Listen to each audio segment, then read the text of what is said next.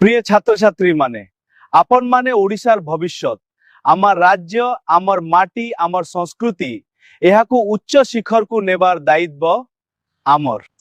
छात्र जीवन केवल पढ़िबारे सीमित नुहे। एही समय रे आमे मनरे सेवार अग्नि को जलाई पारिबा। जदि आमे मनरे राज्य को सेवा करिबार इच्छा रखिबा तो ओडी ओडिशा निश्चय उच्चतर स्थान को पहुंचीबो। आमे समस्ते एकाठी रहिबा को पड़िबो। एकतारे परिवर्तन शक्ति अछि।